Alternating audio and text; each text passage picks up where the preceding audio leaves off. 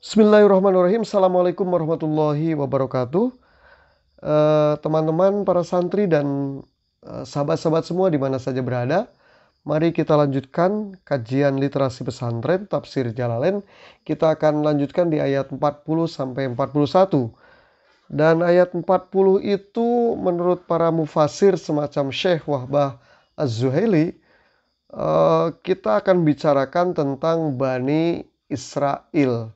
Bahkan menurut Syekh Wahbah Al-Zuhaili, ayat 40 sampai dengan 142 ini secara khusus membahas Bani Israel dan mengungkap bagaimana perilaku negatif Bani Israel. Profesor Quraish Shihab memilah dulu ayat 40 sampai dengan 70 untuk bicara Bani Israel. Nah, mari kita baca kitabnya. Bismillahirrahmanirrahim.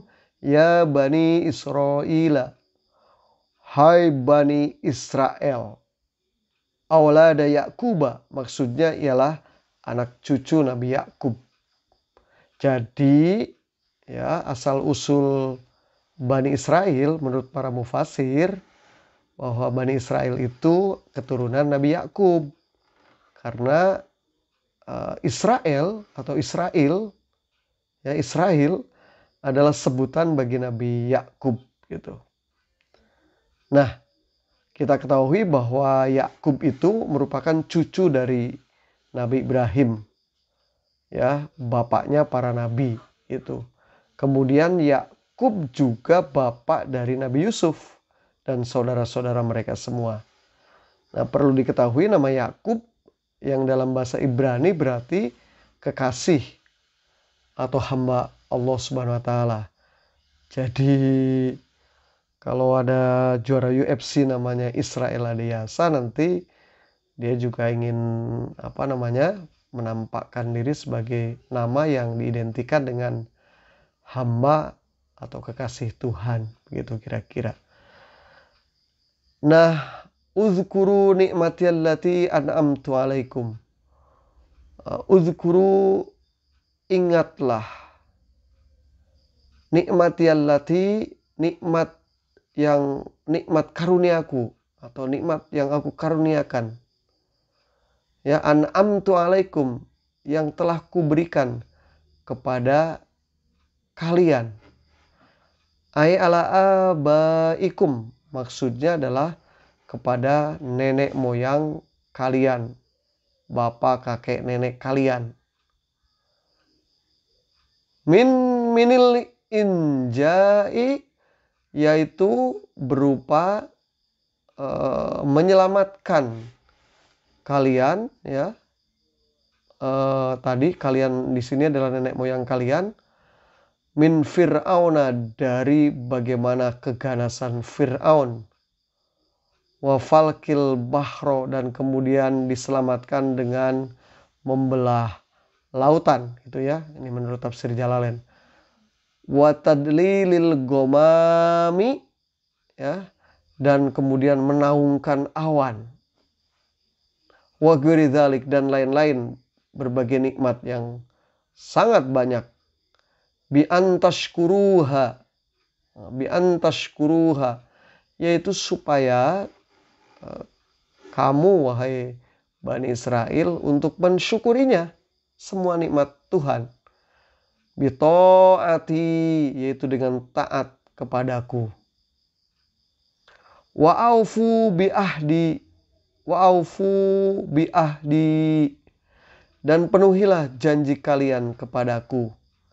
Alladzi ahidtuhu ilaikum, alladzi ahidtuhu, yang telah kalian janjikan dulu, ilaikum, ya, ilaikum, kepadamu, minal imani, dari iman, bi Muhammadin, terhadap iman kepada Nabi Muhammad SAW. Ufi bi ahdikum, dan penuhilah, ufi bi ahdikum, ya, dan niscaya aku penuhi pula janjiku kepada kalian. Alladzi ahidtuhu ilaikum, yang aku janjikan kepadamu, ya, ilaikum kepadamu minas sawabi berupa pemberian pahala alaihi biduhulil jannati kepadanya dengan memasukkannya ke surga. Wa iyaya farhabun, wa iyaya farhabun, dan hanya kepadakulah kalian itu harus takut, harus berharap. Khofuna, takut, ya, bitarkil wafai, hingga kalian bitarkil, ya, wafai, tidak menyalahi janji itu, duna guiri, dan kalian tidak perlu takut kepada pihak yang lain. Nah teman-teman, ayat 40 dari surat Al-Baqarah ini isi pokoknya adalah mengingatkan Bani Israel di kota Madinah yang hidup di zaman Nabi Muhammad SAW. Mereka telah mendapatkan ragam nikmat, termasuk nenek moyang bapak mereka dan nenek moyang mereka. Maka agar beriman kepada Allah, kepada Nabi Muhammad, dan kepada kitab-kitab suci. Kitab suci sebagai wahyu yang diberikan kepada Nabi Muhammad. Dalam konteks yang lebih luas, ini juga berlaku bagi kita. Kita sudah diberikan ragam nikmat yang banyak yang kita tidak bisa menghitung-hitungnya. Walaupun di tengah pandemi seperti ini, nikmat kita begitu banyak, ya.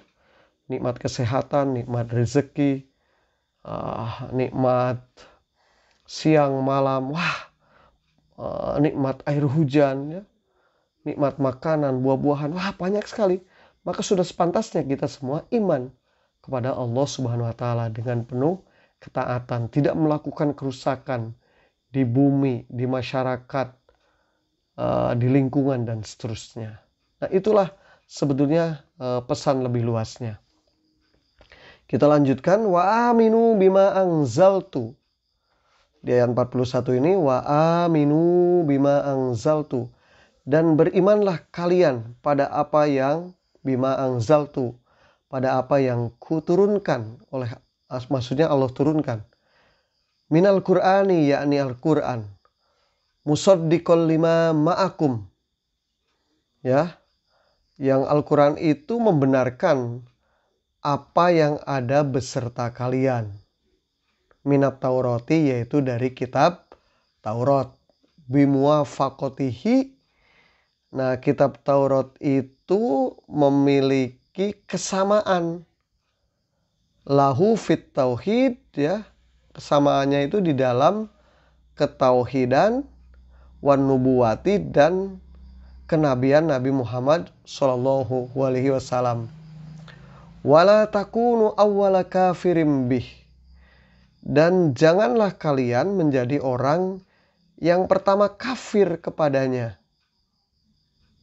Min ahlil kitab, yakni dari golongan ahlul kitab. Li'anna kholafakum tabaun lakum, ya, karena orang-orang di belakang kamu itu, kholafakum, di belakang kamu, tabaun, pasti akan mengikuti tindakan, sikap, perilaku kamu. Faismuhum, maka dosa mereka, alaikum, juga bagi kamu. Nah, gitu maksudnya, ya. Wala tashtaru, dan janganlah kalian jual. Tastabdilu, janganlah kalian tukar atau ganti. Bi ayati, ya, ayat-ayatku, allati fi kitabikum, yang ayat-ayat itu terdapat dalam kitab suci kalian. Min na'ti Muhammadin sallallahu alaihi wasallam, yaitu pembahasan tentang jadi di kitab Taurat itu, ya, sudah ada pembahasan tentang sifat-sifat dan ciri-ciri Nabi Muhammad sallallahu alaihi wasallam. Thamanan qalila, dengan tukar yang rendah, tidak memiliki nilai, harga kecil lah gitu. Iwadon yasiro, dengan pengganti yang nilainya sangat rendah, minad dunya, dari dunia. dari masalah keduniaan. La taktumuha, atau yang lebih luasnya la taktumuha, kamu jangan menyembunyikan kebenaran itu. Khaufa fawati, karena kamu khawatir tidak akan memperoleh keuntungan ma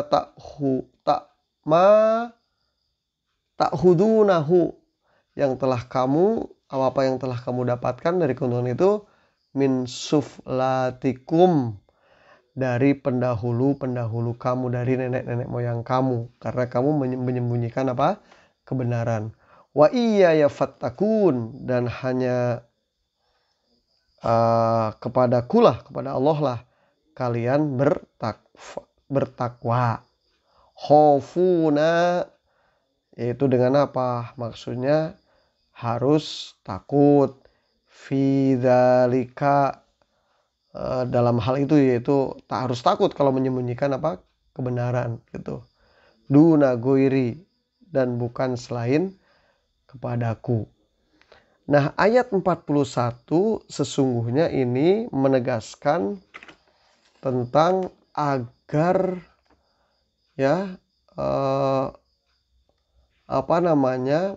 mereka ahlul kitab itu beriman dan tidak menjadi orang pertama yang mengingkari Al-Quran.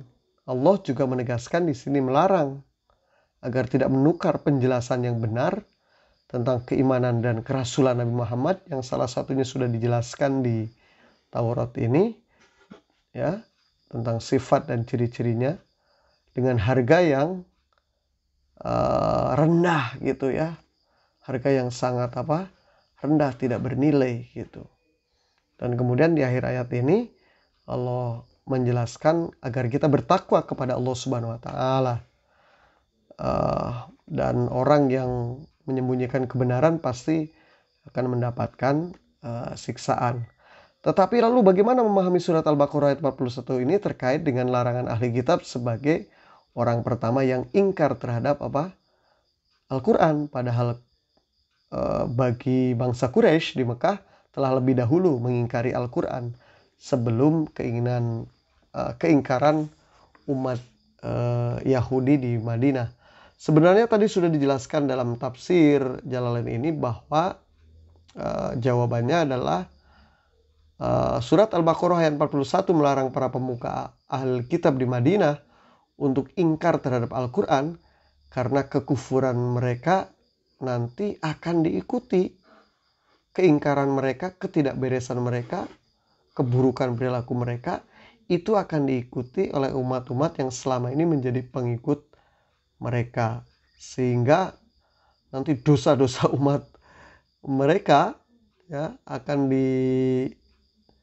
akan menjadi tanggungan para ahli kitab gitu. Nah, oleh karena itulah ini yang dimaksud dengan itu, jangan jadi orang pertama yang mengingkari keimanan, mengingkari Al-Quran. Ya, intinya ya bahwa setelah ada berbagai informasi kebenaran, memang kita tidak boleh ingkar untuk mengikuti Al-Quran dan sunnah-sunnah Nabi Muhammad Shallallahu Alaihi Wasallam. Demikian pembahasan surat Al-Baqarah ayat 40-41. Mari kita diskusikan untuk memperluas cakrawala kita bersama. Assalamualaikum warahmatullahi wabarakatuh.